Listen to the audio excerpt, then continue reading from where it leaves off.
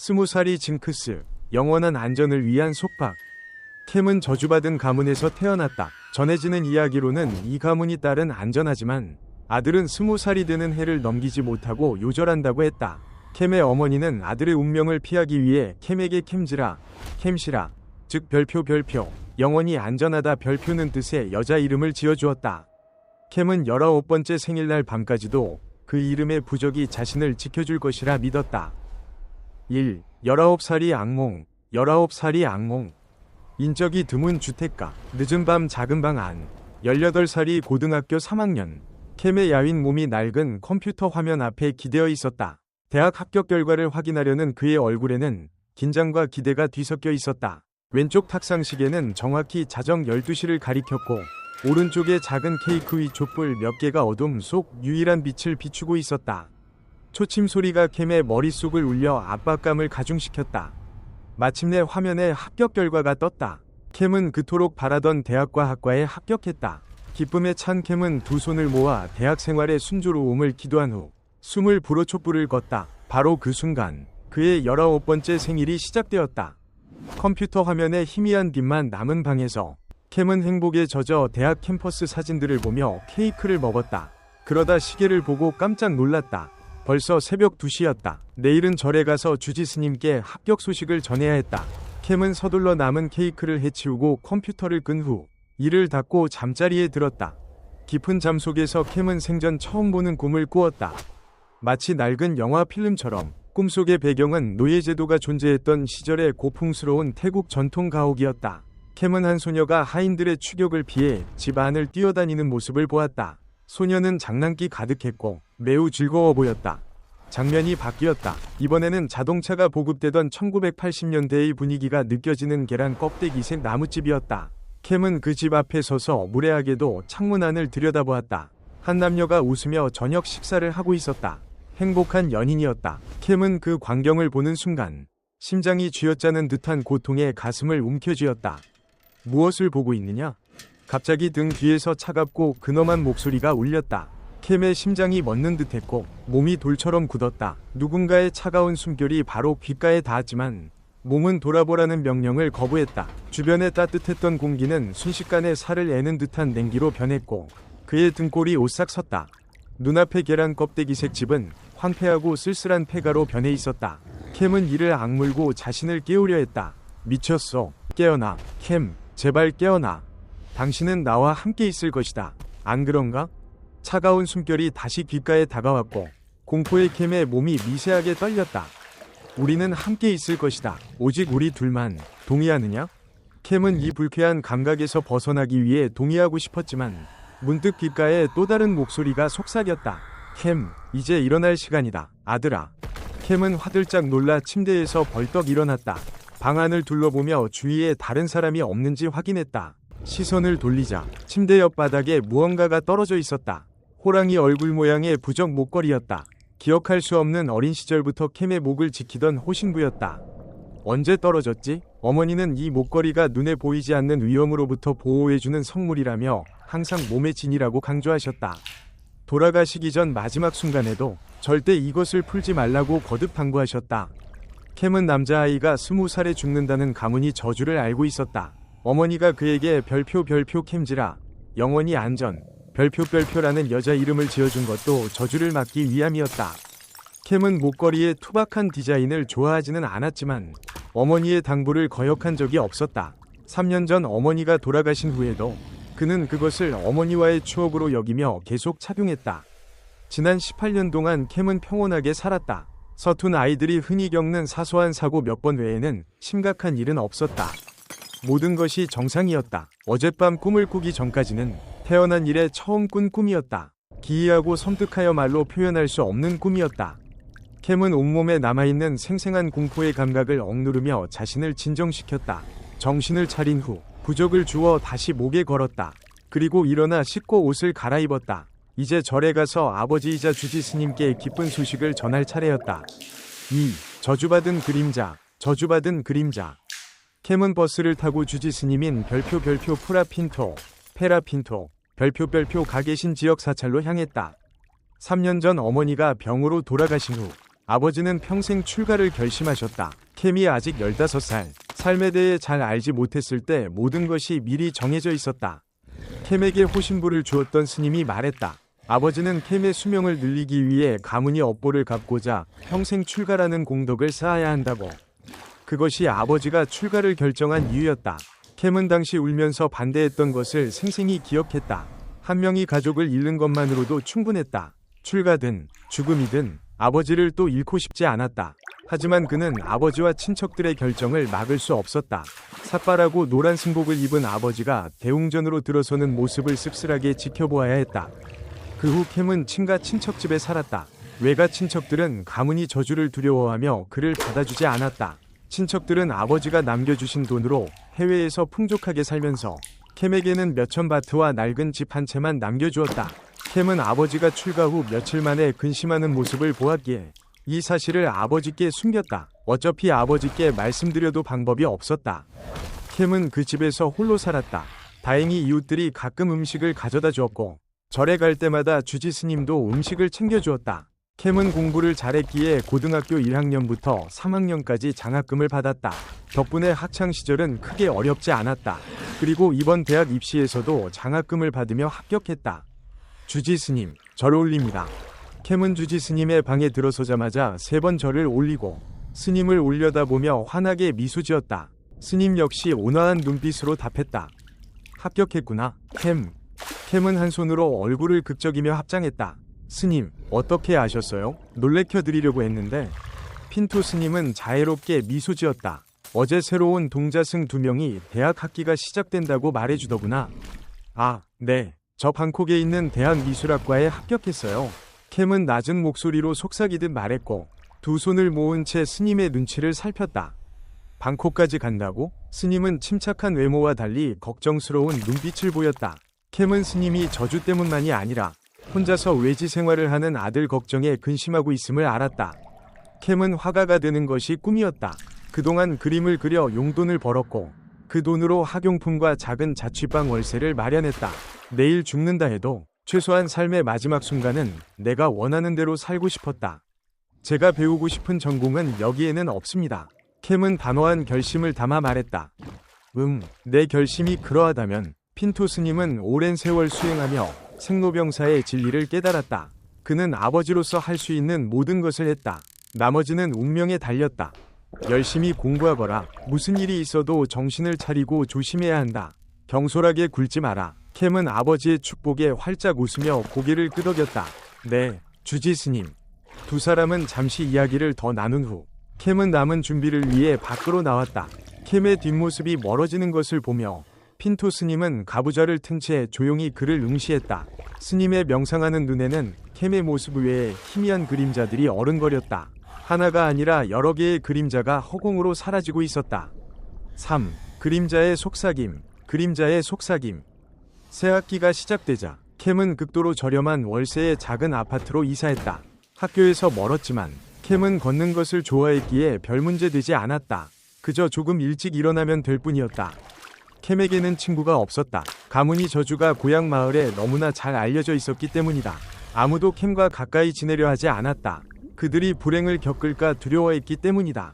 캠은 그들의 마음을 이해했다. 자신이라도 똑같이 했을 것이다. 하지만 그는 괴롭힘을 당하거나 따돌림을 당하지는 않았다. 단지 별표, 친구 별표라 부를 만한 관계가 없었을 뿐이었다. 캠이 방콕으로 유학을 온 이유 중 하나는 새로운 친구를 사귀고 싶어서였다. 짐 정리를 마친 캠은 저녁거리를 사러 아래층으로 내려갔다. 월세가 싼 만큼 시장과도 가까웠다. 아, 팟타이 냄새 좋다. 캠은 팟타이 노점 앞에 멈춰서서 주문했다. 아주머니, 팟타이 하나 주세요. 하나만요? 네. 그럼 누구랑 같이 먹을 거니? 쨍그랑. 볶음 주걱이 바닥에 떨어졌다. 팟타이 아주머니의 얼굴은 순식간에 새하얗게 변하더니 이내 어색하게 웃었다. 아이고, 미안하다. 내가 눈이 침침해서 잘못 봤구나. 여기 40바트. 캠은 어리둥절한 채 음식을 받고 계산했다. 길을 건너려는데 캠이 실수로 신발끈을 밟아 넘어질 뻔했고 급히 뒤로 물러났다. 그는 끈을 묶기 위해 허리를 숙이려 했다. 쾅! 찌! 그가 허리를 숙이기도 전에 바로 옆에서 오토바이 한 대가 미친 듯이 질주하더니 승객을 태우기 위해 멈춰 서 있던 버스 뒤를 그대로 들이받았다. 모든 것은 순식간에 일어났다. 캠이 신발끈 때문에 잠시 멈추지 않았다면 캠은 꿀꺽 침을 삼켰다. 머릿속에 가문이 저주가 떠올랐지만 그는 애써 고개를 저으며 공포를 몰아냈다.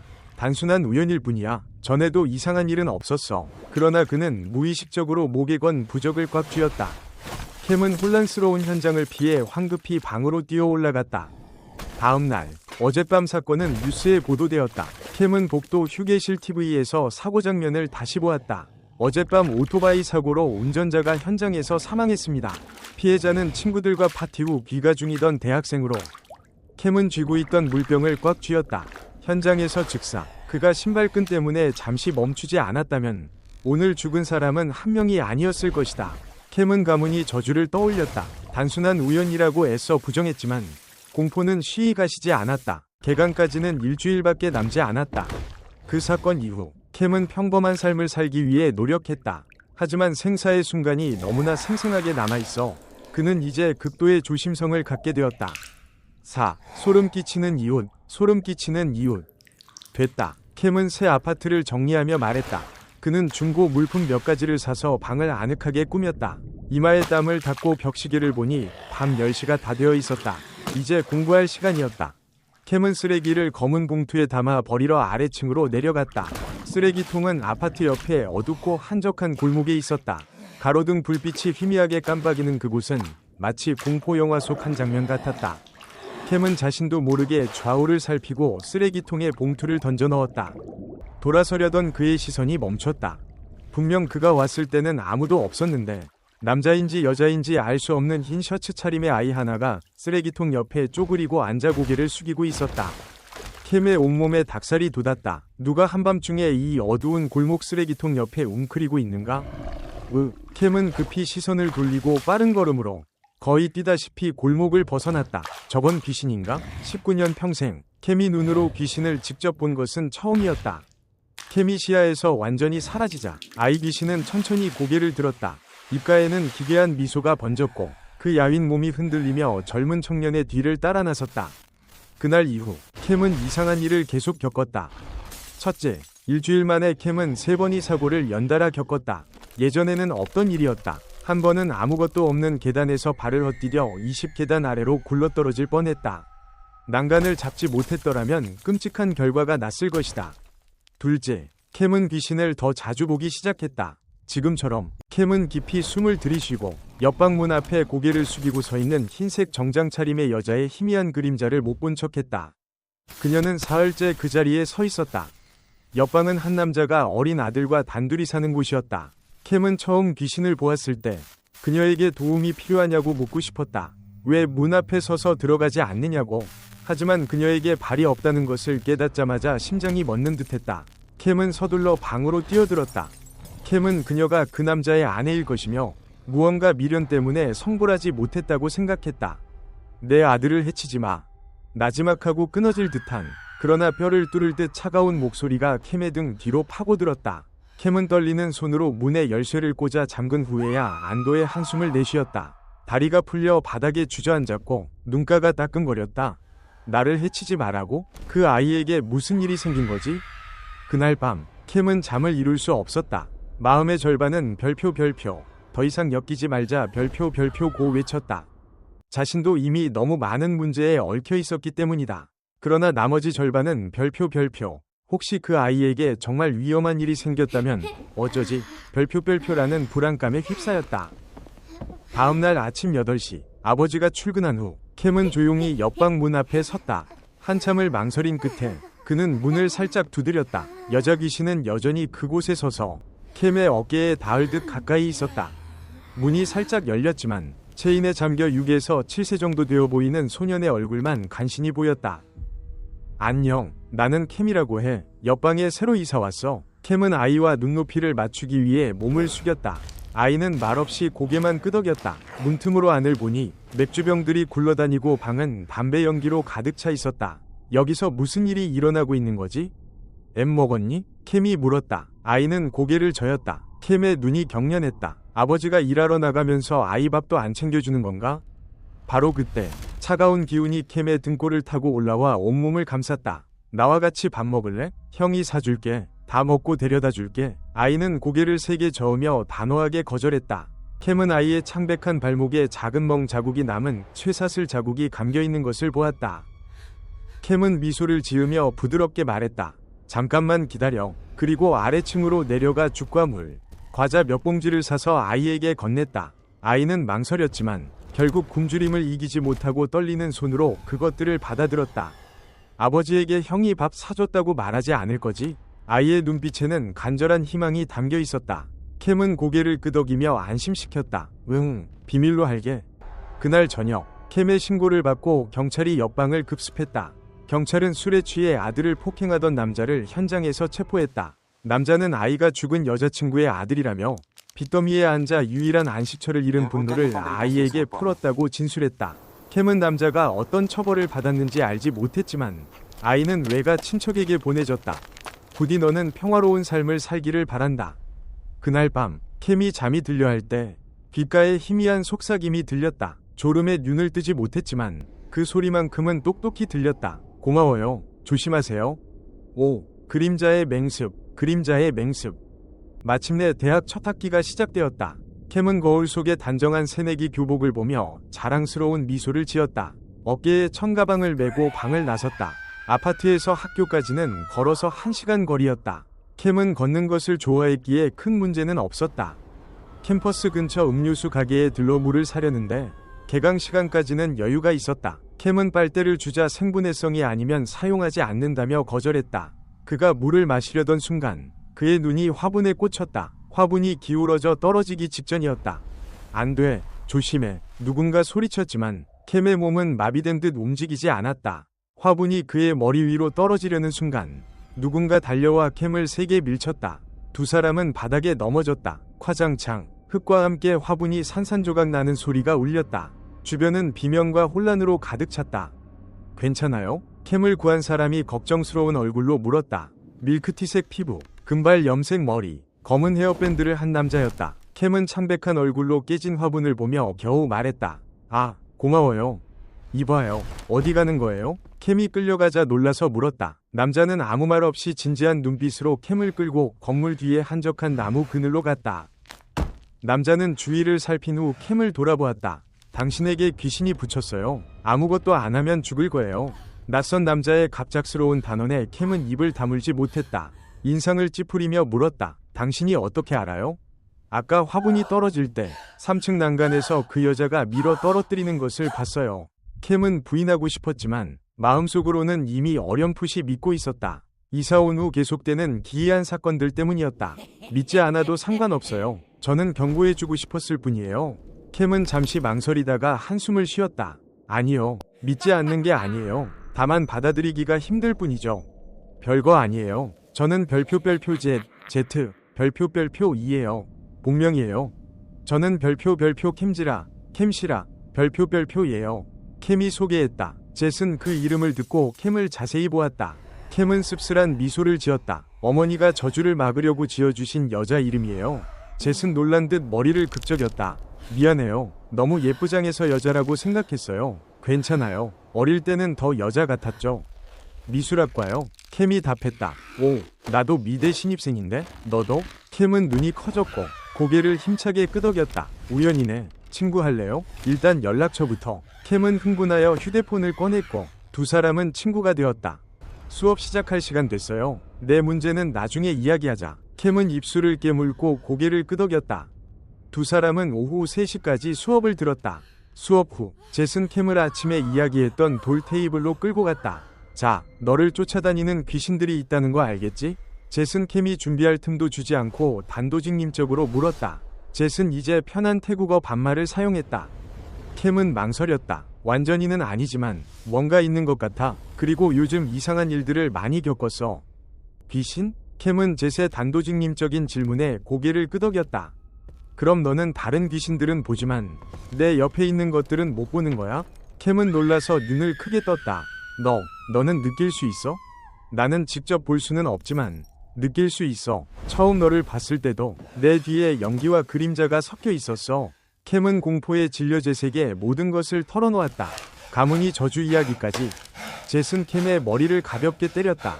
바보 같은 소리. 누가 그런 어이없는 이유로 친구를 끊어? 캠은 고개를 숙였다. 젯이 그의 외로움을 알아주는 유일한 친구였다. 고마워, 젯. 너에게 많은 영혼들이 붙어 있어. 지금도 그래. 캠은 다시 등골이 오싹해지는 것을 느꼈다. 지금도 있어? 젯은 주위를 둘러보았다. 응. 하지만 거리를 두고 있어. 아무래도 너를 보호하는 강력한 무언가가 있는 것 같아. 캠은 셔츠 단추를 풀고 넥타이를 느슨하게 했다. 그리고 목에 걸고 있던 붉은 실을 젯에게 보여주었다. 어머니가 주신 거야. 젯은 인상을 썼다. 좋은 물건이지만 힘이 약해지고 있어. 캠은 놀랐다. 네가 어떻게 알아? 그냥 느껴져. 내가 이런 일을 많이 겪어봤거든. 그럼 어떻게 해야 해? 캠은 다급하게 물었다. 침착해. 내 본명, 생일, 그리고 네가 평소에 쓰는 물건 하나를 줘. 캠은 수첩에 자신의 정보와 어머니가 만들어주신 흰 손수건을 건넸다. 젯은 그것을 봤더니 앞으로는 이런 물건을 아무에게나 주지 마. 내가 나쁜 사람일 수도 있잖아. 라고 경고했다. 주말에 고향에 가서 스승님께 내 상태를 봐달라고 부탁할게. 스님께서 도와주실 수도 있어. 걱정 마. 고마워, 젯. 네가 죽으면 나랑 놀아줄 친구가 없잖아. 캠은 젯의 짓궂은 말에 웃음을 터뜨렸다. 그들은 헤어질 때까지 함께 있었고 젯의 존재 덕분에 캠은 평온함을 느꼈다. 젯은 캠 옆에 있으면 귀신들이 감히 접근하지 못한다고 말했다. 그래서 캠은 젯에게 딱 달라붙어 다녔다. 6. 그림자의 유혹. 그림자의 유혹. 며칠 동안 심각한 일은 없었지만 사소한 현상들은 계속되었다. 캠은 잠을 설쳤고 불안감에 시달렸다. 그는 어머니의 초상화를 그리는 것으로 마음을 달래려 했다. 익숙한 연필이 종이를 가로지르며 어머니의 온화한 미소를 재현했다. 엄마가 보고 싶어요. 캠은 중얼거렸다. 갑자기 견딜 수 없는 졸음이 밀려왔다. 그는 연필을 떨어뜨리고 이젤 앞에 엎드려 잠이 들었다. 쾅! 캠은 놀라 깨어났다. 새벽 2시가 넘어 있었다. 그는 이젤을 치우려다가 멈췄다. 어머니의 미소였어야 할 그림은 검은 눈구멍, 귀까지 찢어진 기괴한 미소를 짓는 여자의 얼굴로 변해 있었다. 캠은 다리가 풀려 바닥에 쓰러졌다. 바로 그때 휴대폰이 울렸다. 캠은 급히 전화를 받았다. 캠, 나 젯이야. 살려줘. 무슨 일이야? 무슨 일이야? 제발 와줘. 젯은 상황을 듣고 즉시 오토바이를 몰고 캠의 아파트로 달려왔다. 젯은 문을 열고 기절한 친구를 발견했다. 공포스러운 그림을 본 젯은 그것을 구겨버리고 캠을 안아 자신의 고급 아파트로 데려갔다. 캠은 고열로 앓았고 젯은 며칠 동안 그를 간호했다. 오늘 밤 나 고향에 갈 거야. 누나가 너를 돌봐줄 거야. 젯이 말했다. 젯은 캠이 길에서 위험에 처할까봐 누나 댄에게 부탁한 것이다. 걱정 마. 누나가 얘를 돌봐줄게. 댄은 젯의 부탁을 받고 며칠 동안 캠을 간호했지만 그녀는 젯에게 내 친구에게 붙은 귀신이 정말 강해. 밤새 발코니 밖에 서성거렸어. 라고 경고했다. 며칠 후 캠은 회복되었다. 젯이 돌아오자마자 캠은 그에게 달려갔다. 젯은 캠에게 스승님의 부적을 주며 간직해. 스승님의 부적은 악령을 쫓아낼 수 있지만 효력 범위가 제한적일 거야. 라고 말했다. 캠은 부적을 받고 안심했다. 스승님은 내 상황에 대해 뭐라고 하셨어? 캠이 물었다. 미안해. 최선을 다했지만 스승님은 업보에 얽힌 일이라고 하셨어. 캠은 절망했다. 업보? 평범한 귀신보다 더 무서운 거잖아? 걱정 마. 내가 너를 죽게 내버려두지 않을 거야. 다른 방법을 찾을게. 젯은 캠을 안심시켰다. 이번 방학에 너를 데리고 스승님께 갈 거야. 내 얼굴을 보면 스승님도 마음이 약해지실지 누가 알겠어. 며칠 후 젯은 캠을 데리고 자신이 신청한 봉사 캠프에 합류했다. 캠프 장소는 스승님의 마을 근처였다. 젯은 이것이 캠을 스승님께 데려갈 하늘이 준 기회라고 생각했다. 캠은 젯의 존재 덕분에 평온함을 느꼈지만 불안감은 가시지 않았다. 7. 죽음의 포옹. 죽음의 포옹. 젯의 스승님은 꿈속에서 캠의 어머니 카이를 만났다. 카이는 스님에게 캠에게 닥친 위험을 알리며 별표 스님 부디 우리 아들을 한 번만 더 구해주세요. 별표라고 간청했다. 스승님은 카이의 간청에 응하여 캠에게 봉사 캠프에 가라고 조언했다. 캠이 젯과 함께 캠프에 도착하자 젯은 캠을 스승님의 댁으로 데려갔다. 스승님은 캠을 보자마자 기억의 파편에 압도되었다. 캠은 스승님의 전생 연인이었다. 스승님은 캠의 곁에 또 다른 영혼이 있다는 것을 감지했다. 스승님은 캠에게 부적 목걸이를 달라고 했다. 그것은 호랑이 가죽 부적이었고 스승님의 스승이 캠에게 준 것이었다. 스승님은 캠에게 그 부적의 힘이 다했음을 알렸다. 그리고 캠의 어머니 카이의 영혼은 캠을 보호하기 위해 오랫동안 캠 곁에 머물렀지만 그 힘은 점점 약해지고 있었다. 스승님은 캠에게 어머니의 영혼이 담긴 작은 항아리를 주며 별표 내일 절에 가서 어머니를 위해 천도제를 지내드려라. 어머니의 영혼은 너 때문에 위험해졌다. 별표 말했다. 캠은 눈물을 흘리며 어머니의 영혼을 품에 안았다. 그날 밤 캠은 제세 방에서 잠을 잤다. 그는 꿈속에서 어머니를 만났고 어머니는 캠에게 별표 이젠 괜찮아 별표라고 말했다. 캠은 어머니를 천도제로 보내기로 결심하고 잠에서 깼다. 하지만 캠은 아직 어머니의 죽음에 얽힌 끔찍한 진실을 알지 못했다. 젯은 스승님으로부터 캠의 전생 이야기를 듣고 돌아왔다. 스승님의 친동생이 캠의 전생 연인을 가로챘고 그녀는 그 충격으로 죽었다. 젯의 친동생은 캠에게 붙어있는 영혼이었다. 젯은 스승님의 명령에 따라 캠을 위험한 숲길로 인도했다. 스승님은 젯에게 별표 캠은 너의 업보 별표라고 말했다. 버스 안에서 젯은 잠든 캠을 바라보았다. 그는 캠에게 붙어있는 수많은 영혼을 느꼈고 그들을 쫓아오는 가장 강력한 악령을 느꼈다. 젯은 캠을 보호하기 위해 모든 주문을 외웠다. 숲길로 접어들자 수많은 귀신들이 버스를 쫓아왔다. 젯은 필사적으로 싸웠고 생명력이 고갈되는 것을 느꼈다. 버스가 최종 목적지인 마을 근처에 도착했을 때 젯은 캠을 데리고 스승님께 갔다. 캠은 스승님의 도움으로 어머니의 천도제를 지냈다. 캠은 평온함을 되찾았지만 저주의 그림자는 여전히 그를 따라다녔다. 젯은 캠을 안전하게 보호했지만 20살이 징크스는 다가오고 있었다. 캠은 이제 자신이 홀로 이 운명에 맞서야 한다는 것을 깨달았다. 그의 옆에는 젯이라는 친구가 있었지만 그가 짊어져야 할 업보는 오직 그만의 몫이었다. 마을을 떠나는 날 캠은 젯에게 말했다. 나는 이제 혼자 가야 해.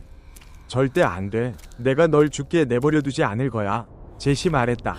캠은 미소를 지었다. 나는 캠지라야. 영원히 안전해야 해. 하지만 그의 눈에는 운명적인 슬픔이 서려 있었다.